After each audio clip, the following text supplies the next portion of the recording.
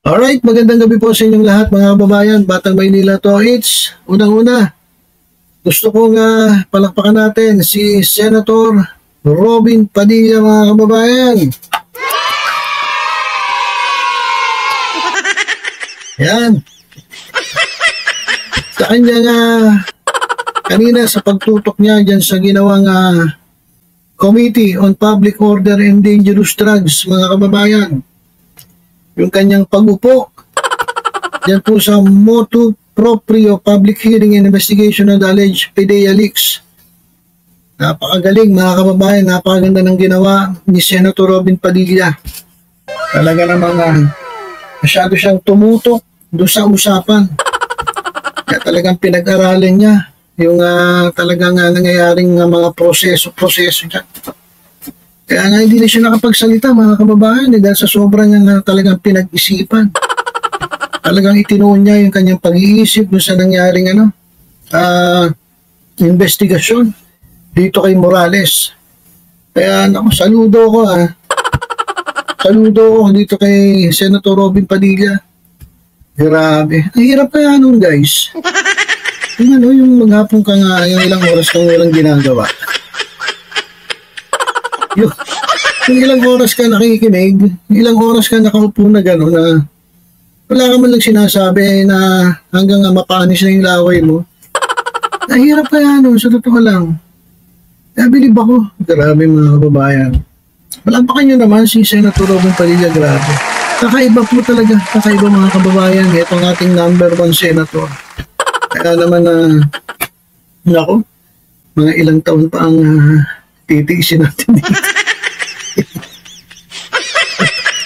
Grabe mga kababayan 2 oras Halos magtatatong oras na tayo hearing ngayon Hindi ko man lang nakita sumagot o nagsalita Ibang klase talaga to. Pet Malu, mga kababayan. Kakaiba po talaga itong ating number 1 Senator Robin Hood Padilla. Ha? At ito naman, pag-usapan na rin natin. Ito si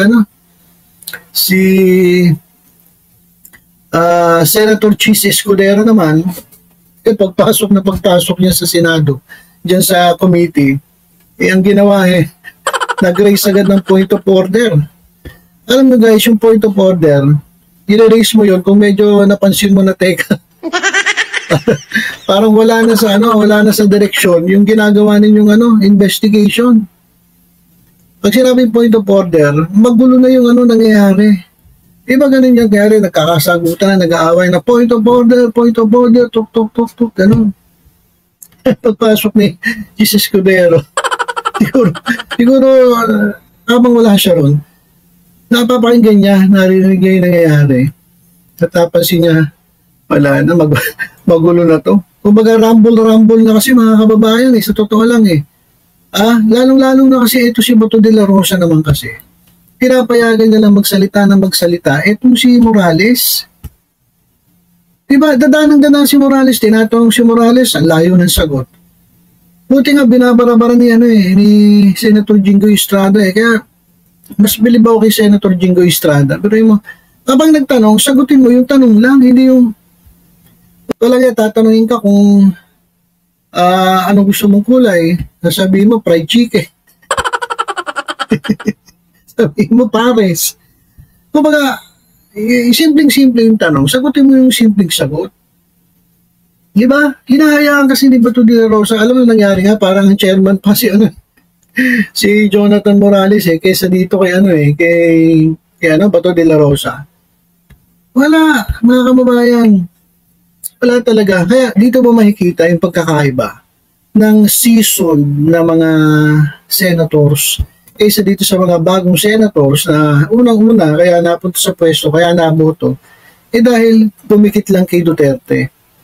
Hindi naman ito mga hindi naman to talaga kaya binoto ng taong bayan dahil umaasa sila na magiging magagaling na senator. Hindi, kaya ito binoto ng taong bayan during the time of Duterte kasi kadikit niya si Duterte So katikit niya Kumbaga under na dun sa partido ni Duterte. Ganito tuloy nangyayari. Palpak tuloy. pagpasok ni Senator Chis Escudero, ito si Chis Escudero, malupit to, matindi to. Tagalog, English. Talagang wala, talagang mapapangangakay kay Senator Chis. Kaya pagpasok niya, point of order po. Teka, itama muna natin, ang gulo-gulo na ng ginagawa nyo rito. Kaya ito, pakinggan nyo itong si Senator Chis Escudero. At dito yung makikita yung pagkakaiba talaga ng magaling na senator dito sa mga pipitsuging mga senator. Ito, pakinggan natin si Senator Chis Escudero. Senator Chis Escudero. You want to say something, Your Honor? Please continue later, ha? Very briefly, Mr. Chairman. Mr. Chairman, I'd like to raise a point of order, which I hope the Chairman will consider and did not rule up. He is not testifying as to the truth of what the informant saw or said. Yung informant lamang po ang pwedeng makapagsabi nun, hindi si Ginoong Morales. So kung may papatawag po tayo, yung nakahalubilo niya, kung maaalala niya at babanggitin niya, yung informant, para malaman natin, totoo nga ba yung sinasabi niya o hindi. Pangalawa, binanggit niya si Ginoong Gadapan na binabanggit ang pangalan ng dating Executive Secretary. Ang imbitahan po natin kung pwede pa, pero ayon sa Chairman ay wala na. Yung kiausap at kilala lang din niya, si Ginoong Gadapan. Ngayon, binabanggit din niya na mayroon daw tiga Napolcom na kumausap sa kanya, inaareglo siya. Yun lang din ang limitasyon ng kanyang testimonya, hindi kung sino pang pangalan ng binanggit ng tiga Napolcom. Hanggang doon lamang naman po talaga yung nalalaman niya. Dahil kung hindi po natin lilimitahan doon, Ginoong Chairman, aabutin na po tayo ng Disyembre, hindi po tayo matatapos sa dami ng pangalan binabanggit ng ating testigo sa ngayon. Sunod po, Mr. Chairman, point of order. Narinig ko po yung motu proprio investigation ng Chairman. Sabi po ninyo, yung drug haul sa Batangas at yung PIDEA leaks. Ngayon, kung ang posisyon po ng Chairman ay authentic yung dokumento, dapat po isama sa magiging inquiry ng komiteng ito ay kung authentic yung dokumentong yun at gaya ng sabi ng Chairman, may butas. Hindi po ba yung papel? Dapat po sumentro na po ang investigasyon ito. Sino yung bumunot dun sa folder na pinanggalingan ng dokumentong sinasabi ng Chairman na authentic? Ang pangalawang problema po kasi ay hindi lang naman may nag-leak ng confidential na dokumento. Ang issue din po ay sinong bumunot o kumuha ng confidential na dokumentong yun kung kaya't wala na ngayon sa PIDEA kung nandun man yun ng simula. Kung hindi yan tinurn over kay Director Francia, sino man na nakakuha ng dokumentong yun, sino nga ba ang bumunot doon? Yun ang dapat alamin at malaman ng PIDEA at ng komiteng ito. Naimbitahan na natin si Binibining Soriano para tanungin kaugnay nito. Pero ang issue nga natin ay yung Batangas at yung PIDEA leaks. Hindi yung sinasabi doon sa leak mismo. Pwedeng puntahan yon. Pero subject matter na po marahil yon sa isa pang pagdinig na nakasentro na lamang doon sa bagay na yon.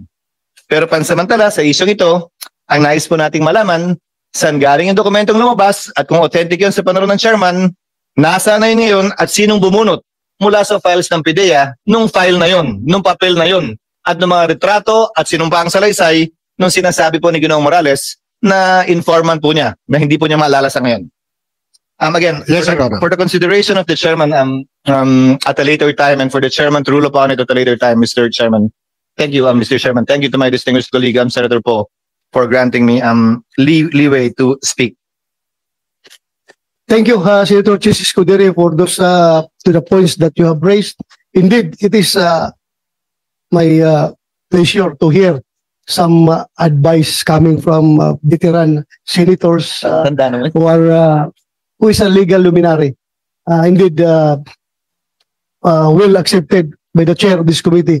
Lahat ng points na ni-raise mo, and I'm going to consider it seriously and I'm going to rule on it in the proper time. Thank you, Mr. Chairman. Thank you, Senator Chis.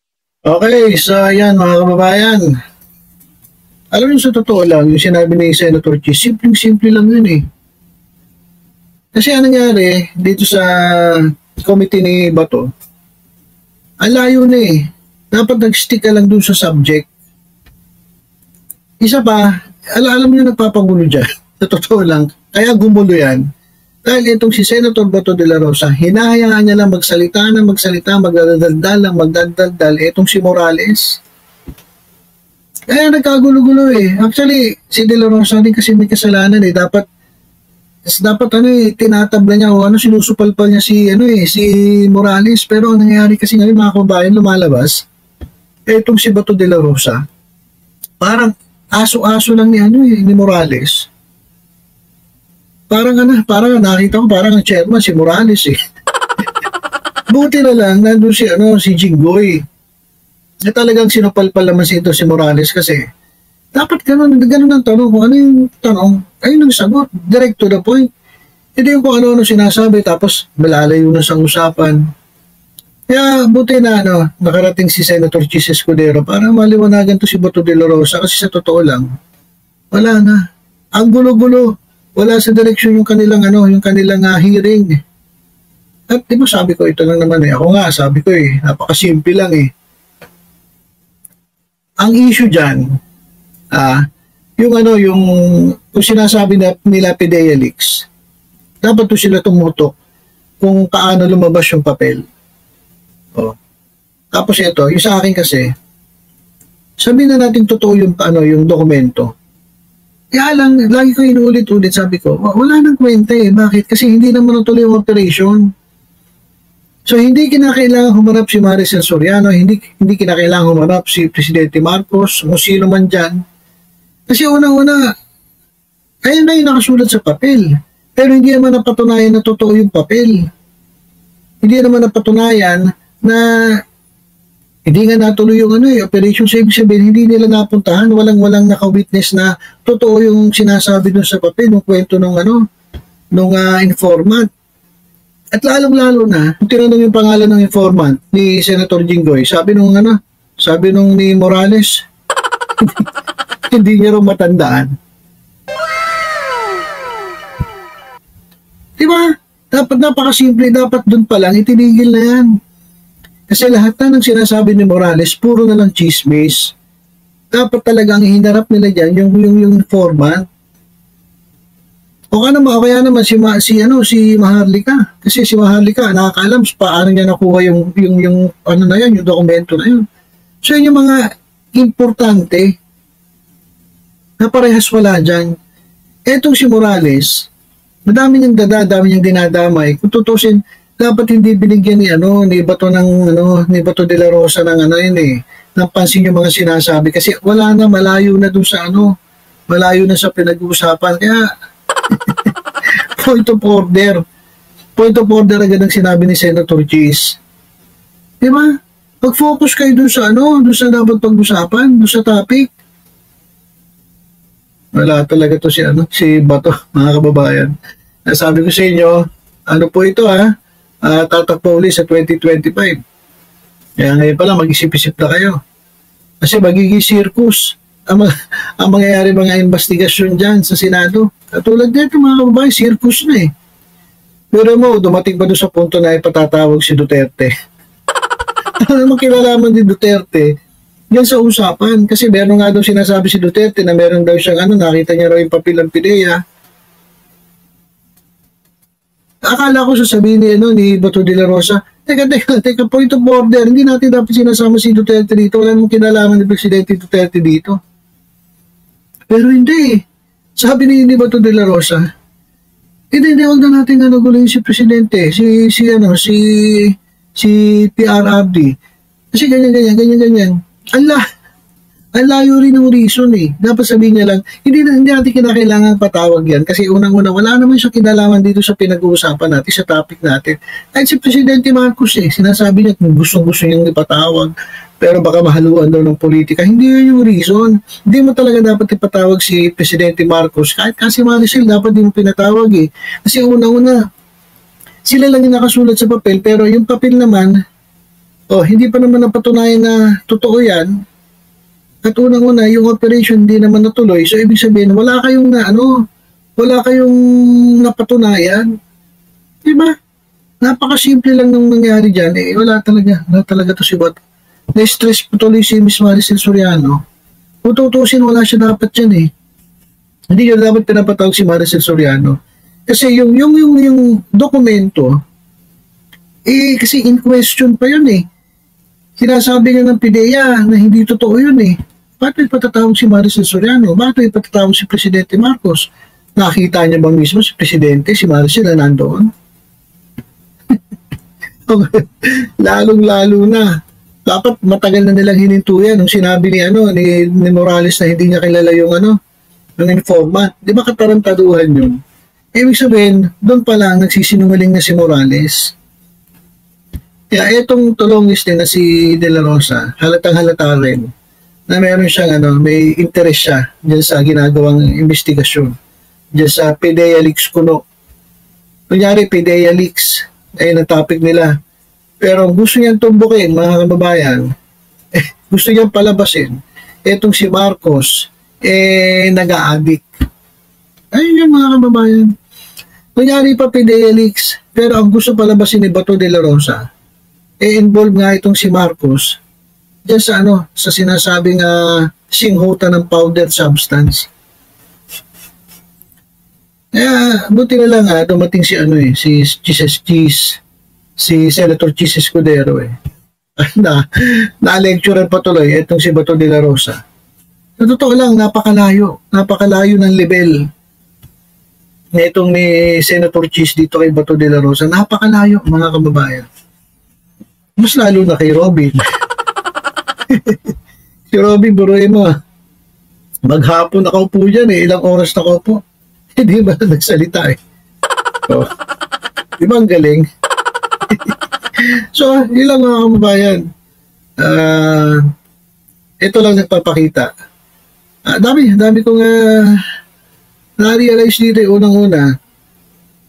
Mas lalo tayong mas lalo nating itatak sa isip natin na itong si Robin Padilla hindi na dapat nandyan.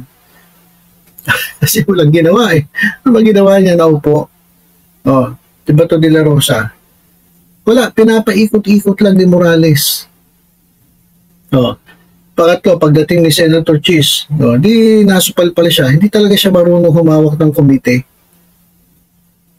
At kaya siya nandyan, hindi dahil sa kanyang credentials, kaya siya nandyan dahil sumakay siya kay Duterte. At isa pa, si Morales talagang ubod ng sinungaling. At dapat itigil na yung investigasyon na yan kasi walang patutunguhan yan. Sobrang sirang-sira ang kredibilidad ng tao tapos pinaniniwalaan ninyo. Ilolo ko kay harap-harapan, paniniwalaan ninyo. Sabi nga ni Senator Jinggoy nagdesisyon ng Senator Jinggoy sabi niya hindi ako naniniwala sa'yo, sinungaling ka. Lahat ng sinasabi niya, panay ka sinungalingan. Di ba? Dapat tinapos na yan Ewan ko kung ano mangyari, tutuloy pa ba? Hindi ko na tinapos yan Wala talaga. Sabit. Sabit po mga kababayan.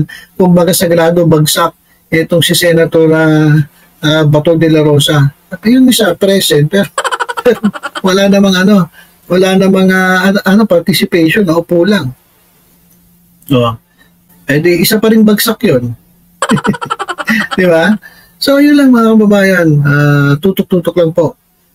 Sa mas marami pang updates, pagdating po dito sa mga bagay-bagay tungkol sa ating bayan sa mga susunod na araw, ingat po tayong lahat. God bless po.